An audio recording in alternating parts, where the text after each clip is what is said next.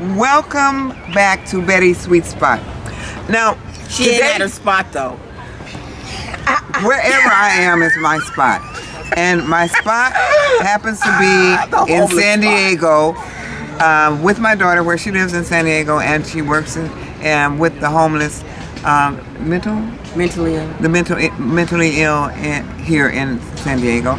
And right behind her house, there's a whole army of homeless people, and It's not an army of homeless people. There's Okay. two people. We have okay, two. A but couple. there where you guys ran the rest of them off. We're in the army. Okay, just a few, and they stopped. Okay, so we talked to two of these people that are homeless behind her house, and we're going to let you hear some audios of what they're saying. They didn't want to have their face showed or their name, but they agreed to talk to us. So I'm going to play you. We're going to play you some excerpts from this conversation. Even though I lost my job, I would have still had to have quit to take care of my mom. She was on hospice, and she needed 24-hour care. And when she passed, we couldn't afford to pay the rent. Well, we tried. How long did we do that for? Like a year? About a year. Yeah, just collecting cans.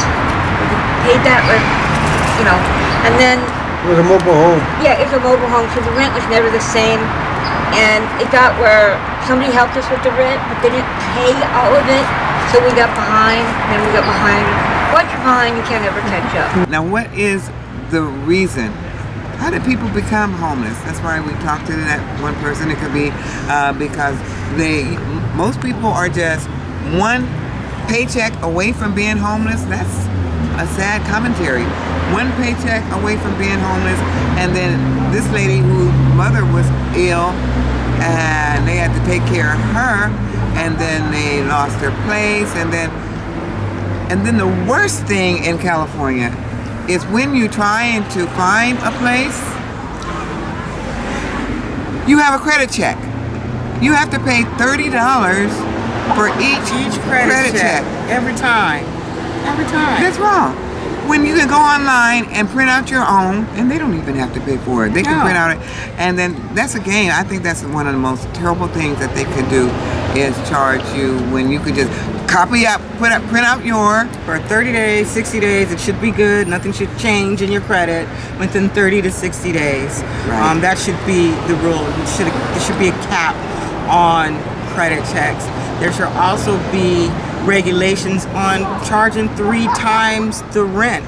Like if I can afford 3 times the rent, which in San Diego is maybe $1,500 to $1,600 just for a 1-bedroom in a good area.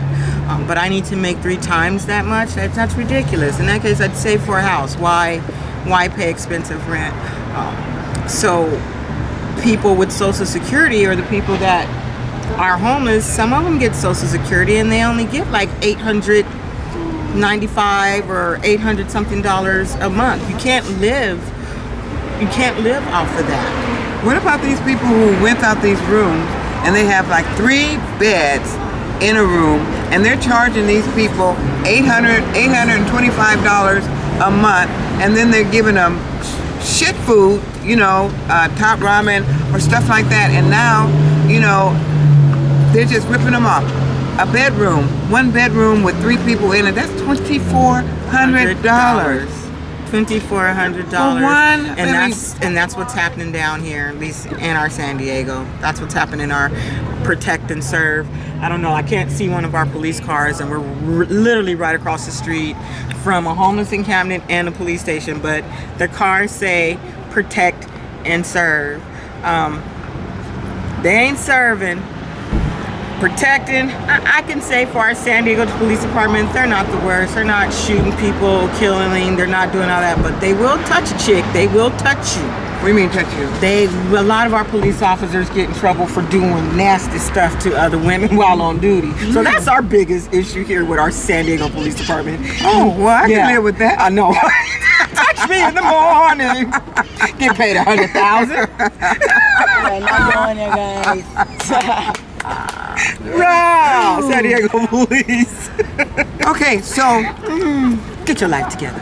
we have seen that the police station is right across the street. They're not really doing anything. What about what you were telling me when you guys were feeding these people at downtown because of regentrification? So for 7-8 years we've been feeding the homeless people downtown area. Now we no longer can do that now that they moved them out of downtown because of all the high rises and all these beautiful buildings they're putting up. They're threatening to give us tickets if they catch us feeding them. How do you get in trouble for helping someone? It makes like no sense. It's like they treat them like animals, cats and dogs. Don't feed them because they won't leave. They won't leave. They won't leave if So you they feed use them. that same theory to do away with these homeless people, driving them out. If you don't feed them, they'll eventually go, and that is so wrong. So we know the problem. We know the causes of the problem. But what are we going to do about it? What can we do? We need more housing. We need affordable housing. We need more places like ILFs and those are called independent living homes that people rent rooms to. They need to cut down on their prices, and they need to be regulated. There's a lot of these places where I take my clients to, and I walk out of the door once I smell it, because it's not appropriate for my client. I don't care if my client has been homeless or mentally ill.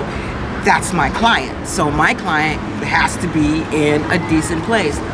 They're paying $850. They should be in a decent place. They should be getting their toes and a manicure for that much. They really should. At least decent meals. 3 hot meals. They 3 hot should meals be for getting- $850, and I need some snacks. And the biggest And thing you're out right. there, these people don't even own the homes. They're renting the homes. They don't own them. 10,000. Yeah, they don't own them. So it's just a bad situation. Although there are some good ILFs out there, I have to give my props to those people who are out there holding it down for our clients. I can't say their names, but there's some good ones out there, and I appreciate you guys. Well, there are a lot of good people in this world, and a lot of people who walk by these homeless people and don't look down at them. I know, because for the grace of God, there go I. I mean, what if we had an earthquake and we lost everything, and we could be like the people who lost their homes and fires? The homeless people will be our biggest help because they know what to do. Like if I had to, be in a situation, I'm gonna go to that dude that's been out there for a minute. It's like, yeah, I ain't been homeless before. I mean, you gotta think about that shit. Well, they do now. We're trying to help them out, but on the other hand, they get on your nerve because they be dirtying up the love and neighborhood. hate. They bring a bunch of Love shit. and hate. Yeah. And But if you have nowhere to go, where are you going to take your stuff? Yeah. You know, that's the thing. So they're okay, well, you need to cut down on your stuff. So you don't need that stuff. they can cut down on some of their You don't need all that stuff. I know this one man. That's the message, He message had. to us as well. We should cut down on our shit. Yeah, That's is. true. Really? That's true. Touche. I got somebody over here saying, "Hey, chill, chill." So, bottom line is, a lot of people just give them a hello. You don't have to shake their hands or anything because it's hepatitis A. But I give money when I can, and the packages on the Greatest of All Pleasure. If you watch that, I have little packages. You might want to watch that so that you can help do your part. I mean, like I said before, either you're part of the solution or you're part of the problem. So if maybe you can't give them a home or any place to stay, but you can give them that make little a sack package. lunch. You can give them something. It takes, like you can go to the 99-cent store and spend $20, $30. You can't tell me you can't afford that to make food for someone. That makes, I've done it for years, and I gave them good food. I would not give them anything that I would not eat myself. That part. You can do that. It only takes $20 to $30 to just do that, and that $20, $30 can feed up to 10 to 20 people, period. Depending on what you get. Depending on what you get. All it takes is just act like you give a shit. Right. Just act like you give a shit. Just act like you care, man. People don't care. The world is angry and the world is hateful.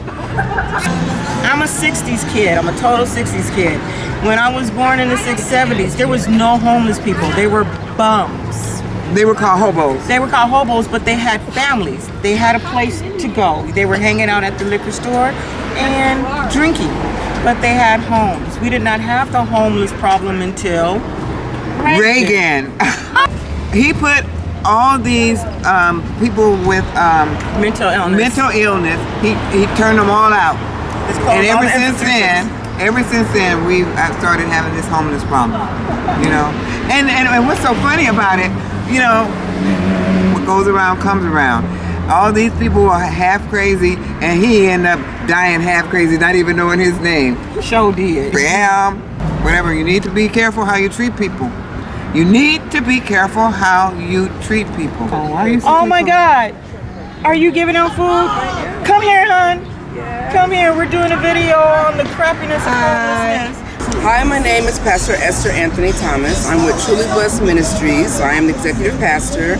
What we're doing is addressing exactly the population that Christ addressed when he was here. This is called Messiah mission-minded work. And what we're doing is we're giving food, we give out tents, we have a Sunday service right here in the park. Saturday we get the food and we distribute some food to folks who are not just homeless but hungry. So we've got some folks who come out just to have a bite to eat. What's interesting is that there is a lack of resources for people who are homeless in San Diego, but then there's another population of folk who are just hungry. They just don't have enough to make it from one paycheck to the other. Some of the meals are not balanced well. All that affects health, all that affects well-being. That also can affect depression and whatnot. So we see young kids come out with their parents sitting. There is a lot of homelessness here. And one of the things that we were really concerned about is giving them food that's healthy. So we are blessed enough to receive food from the Vons up the way here. And they just give us so much good quality food that the people get excited about. You know, some people say, I've never had this bread before. I've always wanted to see what this tastes like. So it's quite amazing. Awesome. And then for you to come and sit with them and spend time with them, they're tired of being overlooked. Yes. They're tired of being the invisible people. Yes. Or the people that we just don't really want to give eye contact because we don't understand what it feels like to be in that position. We consider ourselves blessed, but not blessed enough to reach out to somebody. And we're changing that. There's veterans out here. People who have given literally put their lives on the line and now are forced to sleep on concrete. And so, Deplorable. So we're just trying to do something that we think God has called us to. We're trying to do it in a way that's excellent. We're trying to partner with people who are like-minded. It's not about, big eyes and little U's, but it's about collectively we can do so much more together. I love what you're doing. I really wish more people would take the time to devote themselves to folks that are in need. Yes. We don't know what tomorrow's going to bring. We have no idea. We don't, because we can need that same help down the line. That's right. So you got to know, you got to always be aware of who you come in contact with. Be good to people because you don't know who you're going to need in your future. You just don't know where you're going to be. We are so blessed to have you come serve these people right around the time we're about ready to leave. Of course. I'm a hugger. That's so sweet. Awesome. Thank you. So with that, we're going to close this session and peace out. Peace out. Subscribe, comment, please like this video, please be aware of what's happening. I know it's not just in San Diego, I'm sure it's in LA. I'm scared to go to LA. LA homeless people are different from our homeless people. No, they're not. Yes, they are.